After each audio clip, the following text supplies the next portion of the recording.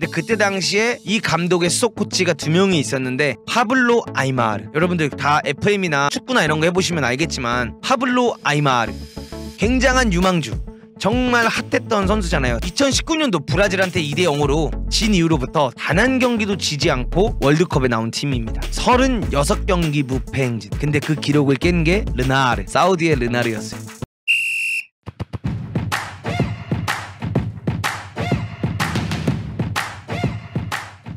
자, 여러분들 스칼로니 감독에 대해서 한번 이야기해보도록 하겠습니다. 1978년생으로 44살 44세의 리오넬 스콜라니. 아르헨티나 태생인 그는 윙백 출신입니다. 아르헨티나 프로리그에서 데뷔를 해서 경기를 나서던 그는 1998년 라리가 데포르티보로 이적을 하게 되었고요. 그때 당시에 재미있는 일화가 있습니다. 데포르티보로 이적을 해서 경기를 뛰다가 2006년도에 웨스트햄으로 이적한 아르헨티나 3인반 중 한 명이 바로 리오넬 스콜라니. 그러니까 이런 이야기를 찾아보면서 난 이런 것들이 너무 재밌더라고요. 그때 당시에 테베스, 마스체라노랑 함께 이적을 했던 선수가 리오넬 스콜라니였어. 그러니까 나도 이런 거를 알아가 보다니까 너무 재밌더라고. 그때 당시에 우리는 다 테베즈, 마스체라노만 생각을 했잖아. 아니야. 그때 당시에 이적을 했던 게 스콜라니도 있어. 그래가지고 스콜라니는 정말 그때 당시 이적은 정말 파격적인 이적이었고요. 그해 웨스트햄은 FA컵 결승전을 나가기까지 합니다. 자, FA컵 결승전에 나가서 아쉽게 리버풀한테 페널티킥에서 패배를 했습니다. 아쉽게 패배를 했어요. 그 이후에 라싱 산탄데르, 라찌오, 아요르카와 아틀란타에서 활약을 했으며 스콜라니는 2015년도에 은퇴를 하게 됐습니다. 은퇴를 한 그는 2016년도에 세비야로 이적을 합니다. 호르헤 산파올리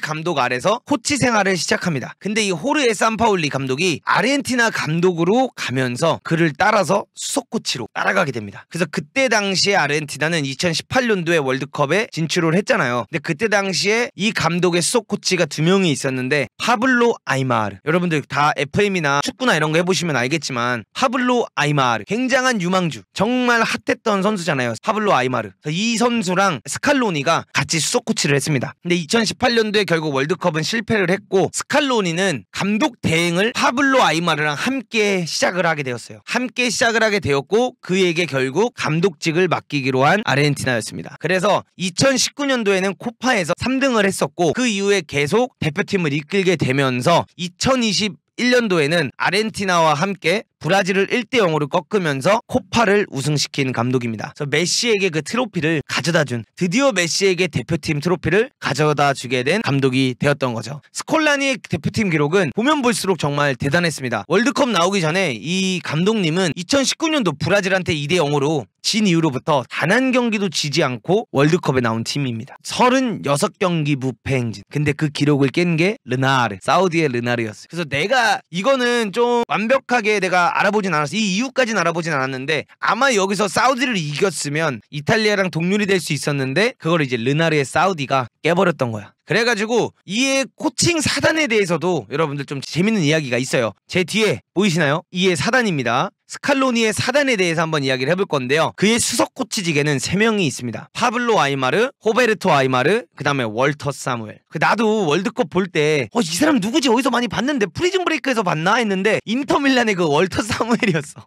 그래서 이 3명은 모두 스콜라니가 국대에서 뛸 때 함께 뛰었던 선수들입니다. 아르헨티나를 보면 여러분들 조금 다른 것 중 하나가 뭐냐면 굉장히 공격적인 팀이기도 하지만 수비적으로 뛰어야 될 때 또 굉장히 수비적으로 뛰어요. 근데 그런 부분들을 또 전술적인 변화를 잘 가져갈 수 있는 이유 중 하나가 저는 월터 사무엘이 무리뉴 아래서 인터밀란 챔스를 이기며 배운 전술 때문이 아닐까, 그런 아이디어를 같이 공유하고 있는 게 아닐까, 이런 생각이 좀 많이 들더라고요. 그리고 제가 그때 당시에 제가 경기 뛰면서 얘기했던 게, 아니 아르헨티나 2대0으로 이기고 있다고 해서 어떻게 아쿠냐랑 로메로를 빼냐, 그 다음에 알바레즈를 빼고 라우타로 놓냐, 이 얘기 제가 했던 거 기억나시죠? 그래가지고 얘네를 도대체 왜 빼냐, 여기서 갑자기 카드 관리를 하는 게 맞냐, 이 얘기 제가 했었잖아요. 기억나시죠? 근데 원래부터 이런 교체를 자주 하던 감독이었대. 전에 기록들을 찾아보니까 이런 카드 관리라든가 본인들이 이기고 있을 때 이런 로테이션, 이런 거를 은근히 잘 쓰는 걸로 칭찬을 받았었대. 그래서 그때 네덜란드 때 했던 것도 그가 지금까지 해오던 거를 어떻게 보면 그대로 가져갔었던 거라고 볼 수 있었던 거죠. 근데 이제 그걸 졌으면 반대로 그것 때문에 또 욕을 먹는 게 축구겠죠. 결과론적인 거니까. 이거에 또 재밌는 이야기가 뭐냐면 메시와의 관계가 굉장히 재밌습니다. 그는 메시와 2006년 월드컵 때 같이 뛰기도 했고 그는 메시의 큰 팬이라고 본인이 항상 이야기를 합니다. 이렇게 얘기를 했어요. 나는 그의 팬이다. 나는 그를 훈련시킬 수 있다. 나는 경기장에 티켓을 사고 그를 보러 가기도 하며 그의 티셔츠를 사기도 한다. 그렇기 때문에 그에게 오직 남은 것은 즐기는 것뿐이다. 지금 그가 대표팀에서 뛸 수 있다는 것을 즐겼으면 좋겠다. 이런 인터뷰를 합니다. 근데 감독이 이런 이야기를 한다는 게 되게 어렵잖아. 어떻게 보면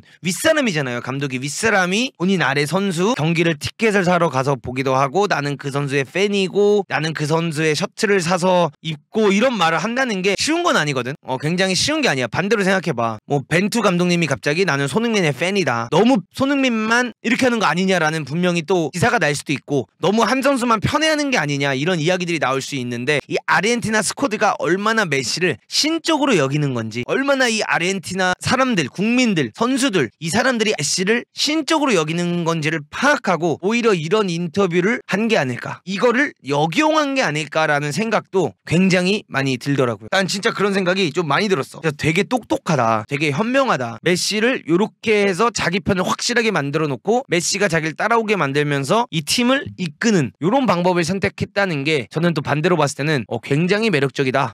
이거 진짜 대단하다 라고 볼 수가 있고요. 사우디한테 비록 첫 경기 더 지고 굉장히 흔들렸던 모습을 보였지만 과감하게 선발로 쓰던 라우타로를 빼버리고 알바레즈를 투입하면서 경기적인 부분을 완전히 가져가게 됐고 그걸 통해서 결국에는 결승까지 오게 된 스칼로니의 아르헨티나다라고 볼 수 있습니다. 그래서 떠오르는 샛별 스칼로니냐 미친 디디에 데샹이냐 이거라는 거예요. 그래서 여기서 메시에게 You're a GOAT 너는 고트다. 너는 진짜 축구계의 신이다라는 거를 스칼로니가 함께 영광을 취득하면서 떠오르는 샛별로 올라갈 것이냐 아니면 나는 언터처블이다. 난 스페셜 원이다. 나는 선수 때도 우승해봤고 감독으로도 2번 연속 우승했다. 내가 염소다. 암 디디에 디샹 이걸 할 거냐. 요게 굉장히 정말 월드컵 결승 재밌는 관전 포인트가 되지 않을까라는 생각을 합니다. 저는 개인적으로 디디에 데샹에 걸겠습니다. 저는 그 마지막 경기에서 디디에 데샹이 모로코를 어제 경기에서 상대하는데 아예 라인을 내려서 수비하는 전술을 선택했다는 걸 보고 저는 그냥 이건 데샹이다.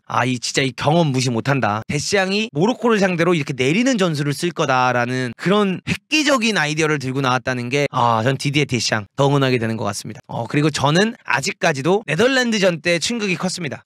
네덜란드전 때 로메로랑 아쿠냐를 빼가지고 그 다음에 라우트로를 넣어가지고 로테이션을 돌리다가 네덜란드 반다이크 시프트에게 흔들렸던 그 모습을 봤기 때문에 한 번도 흔들리지 않은 전 디디에 디샹 덴벨레를 아래까지 내려오게 해서 수비시키는 디디에 디샹을 제 우승 후보 중 한 명이었던 프랑스를 끝까지 생각하고 있습니다. 근데 지금 피파나 이 모든 대회나 심판들이나 이런 거를 지금 봤을 때는 진짜 메시를 밀어주는 추세긴 해요. 메시를 진짜 약간 밀어주는 추세는 맞아. 이런 말이 뭐 틀린 말일 수도 있겠지만 심판을 집에 보내는 메시. 원래 선수가 그렇게 심판 욕하면 선수가 징계를 받아야 되는데 심판을 집에 보내는 메시.